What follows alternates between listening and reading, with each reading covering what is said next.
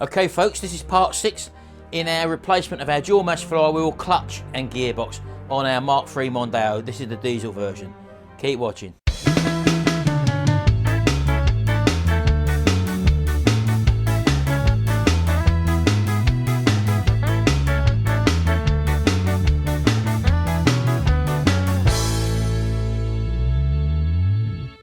Right, well, as you know from the last video, we've got to the stage now where we fitted the rear crankshaft seal behind the actual flywheel. So we're at the stage now where we need to put the flywheel back on, and that really needs to be torqued up to a certain poundage. Now, if you've got the petrol engine version of the Mondeo Mark III, it's just a single torque wrench pound. I forget what it is exactly, but we're dealing with a diesel, and that is a slightly different procedure for putting on the dual mass flywheel. The measurements is a 3-stage affair, and the first one is 18 foot-pounds. Followed by 30 foot-pounds, and then you've got to turn the torque wrench through 48 degrees. Now, a lot of these torque wrenches, especially if you've got a 3/8 one like this one, it's a smaller one, they don't measure in foot-pounds. This new one I've got from Machine Mart, which is a Clark make, or brand rather. This one is measured in inch-pounds. So what you need to basically do is to convert foot-pounds, which you will see in the manual, or what I've just quoted for you, and you'd have to convert that to inch-pounds. Now, I've already done that here. For example, 18 foot-pounds equates to 216 inch-pounds. The second one, which would be 30 foot-pounds, which is 360 inch-pounds. So that would be your second tightness stage. And then your the third tightness stage would be take it round to 48 degrees. Now, the way I do a 48 degrees, you know, from the vertical to 3 o'clock is 90 degrees. So half of that's going to be 45 degrees. So all I would do was, once I've got the second tight stage, I would then put this on maybe horizontal, and then I would take it to the 45 degrees stage, which and I say it's actually 48. So just go past the 45 degree stage, and that will get you roughly where you need to be for the final stage of torquing this up. Let's put that down there. And also, these nuts that I've actually brought, because you're supposed to change, fit the new bolts with these. I bought a set of these. I think there was about £8 from Euro Car Parts.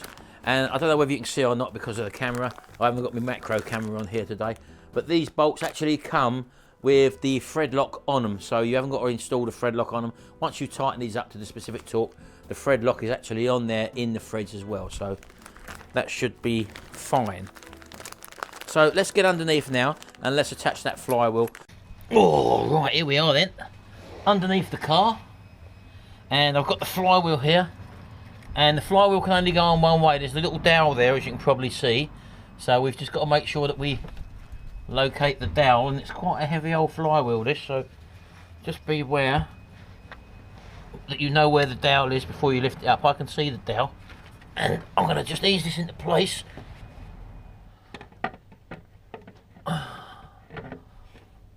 There we go. And while I'm doing that, I'll start to place in a couple of these bolts, just so I know it ain't going to slide off again. Right, here we go. This caught me out, this little Clark torque wrench. It goes up, it normally goes up in like £10 increments around the dial there. This one goes up in 12. So I had a little bit, plus I can't really see it because of my blinking eyes in this light down here. Right, let me do these up first. I'm going to do all these up now to the right specification, and I'll catch you again in a minute. Right, okay then. All these 9 bolts have just been torqued up. The first two stages were obviously done, as I said, with the torque wrench. And then I needed to get a longer lever to take it through the 45 degrees. And I've locked the flywheel up just simply there. As you can see, I've got a crowbar there just on the splines there like that, wedged in between the case there. And because I'm on my own, it's just standing on an axle stand, as you can see there, because I'm dealing with this on my own at the moment. You can buy pre-made or make something up which will fit on one of these bolt holes here that will sort of come out and then lock into the flywheel starter ring there, but this has worked out just the same anyway. Right, so I'm going to go and get the clutch assembly now, and we're going to just clean this off with some clutch and brake cleaner first, all this area to make sure it's dry and grease free, and then I'm going to install the clutch. Now, again, I haven't got a clutch aligning tool, which is the tool you're supposed to put through the middle there, so that you get this totally centralised, the clutch plate. But what I'm also going to do, I'm going to go inside and I'm going to actually fit the flywheel with tie wraps to the actual clutch itself, so the outer sort of casing. So I'll show you how I'm doing that anyway when I'm in there. So let's go and do that now. Right, well, here's both clutch discs, as you can see. Now, just to indicate that these have this old one that I've taken out has really not got much wear on it at all. Let's just get really close to it and actually compare it to a new one. Well, there you go. I mean, that's the new one on the left-hand side, as you can see. And you can see by the rivets there that there's really loads of meat left back on this old one. It was obviously a pretty new clutch that's not done many miles at all. So, as I say, the ingress of the dust was literally everywhere in the dual mass flywheel, and as you know, it was in the starter motor as well, and also in the thrust bearing. And as I say, this is actually fouled, not the clutch, but the DMF, the dual mass flywheel, purely because of the amount of dust that was in the bell housing area that hadn't been cleaned away. So someone did mention that garages probably don't do that because of the health and safety factor. They don't clear the dust away. But at the end of the day, if that's what's caused the problem, it's a matter of knowing that you treat the cause and not the symptom. The symptom was obviously the DMF going, and that we changed over the DMF, but if we didn't treat the cause, which was the dust build-up, then it would have happened again. And that's what happens a lot in medicine nowadays. They treat the cause and not the symptom. So you have to treat the symptom. The symptom was the dust ingress, which had built up over years and years with different clutches where people hadn't cleared out. And as you can see, this actual clutch was fine. You can tell by the wear on the right-hand side there that this clutch would have been fine. And it was a pure DMF failure, which was a replacement part, exactly the same as what I'm putting in. And that was due to the dust build-up. So get that dust out of your clutch once you change your clutch or your DMF, or it could happen again. Right, here we are then, inside, and I'm just going to clean up this friction plate with some brake cleaner, just to make sure that we've got no grease on the actual pressure plate at all. Because you never know in the factories what happens with these things, whether they get a smearing of grease on them to protect them from the weather or rust or whatever, I don't know. And this, as you can see, is our pressure plate here. Now again, these splines have to align perfectly in line with the splines on the gearbox, and everything should line up perfectly. And you need to put this on the right way. Now this is actually marked on it. So as you can probably see, where is it? It actually said on there FW side, which means flywheel side. So that's this side going onto the vehicle that way. So the pressure plate means that this goes on this way, like that.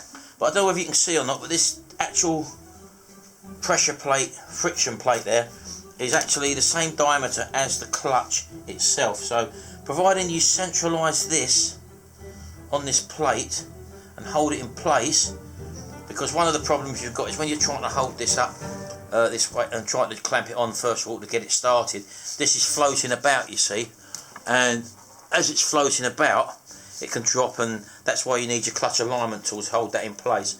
But obviously a simpler way of doing this is to get some cable ties and just get it started like that.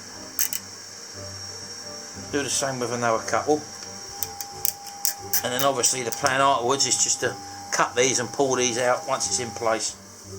Right, and there we go. That's the clutch held into position, which just makes your life a little easier when fitting this now to your vehicle.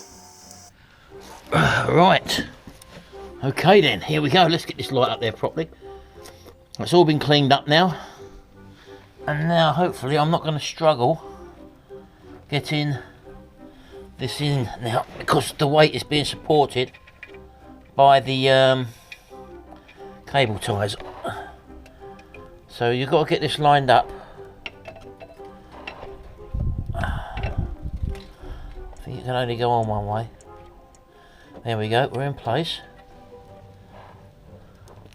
And now just to replace these 6 screws now, these 10mm going around the outside.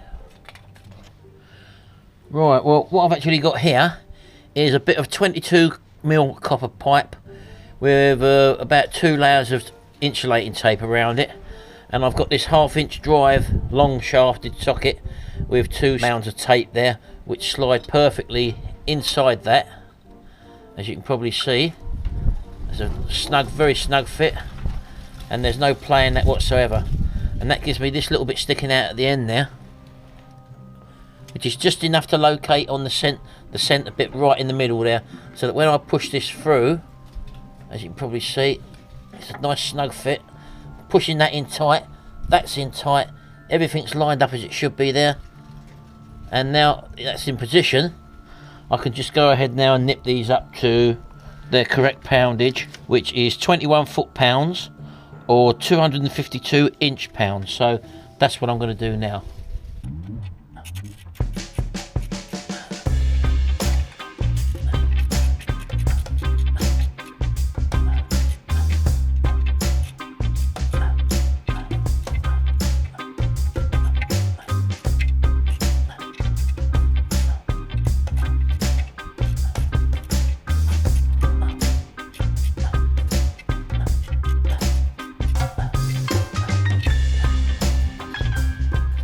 Also, don't forget to cut out your cable ties or you'll be in all sorts of trouble.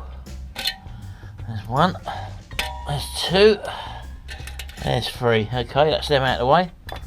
Now I can talk this up. Everything's lined up still, yep, look at that. Right, here we go, let's tighten them up now.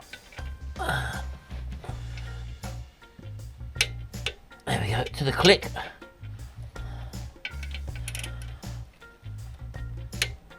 To the click.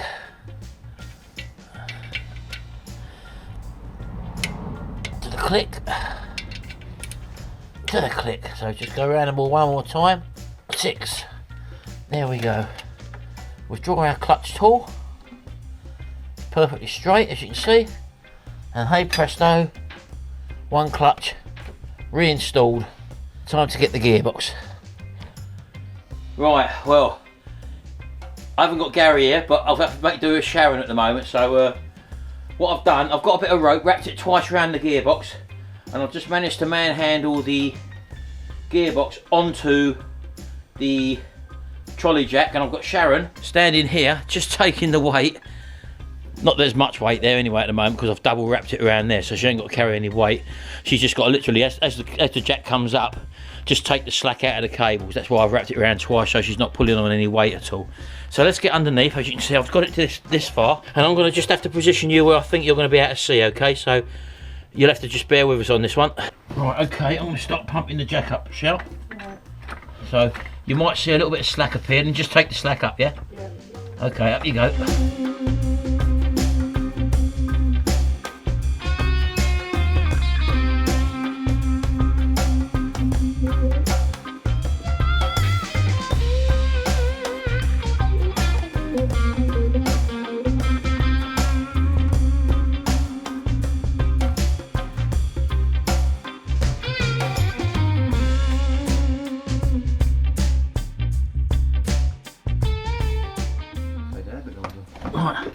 A little tad more boot, Jimmy.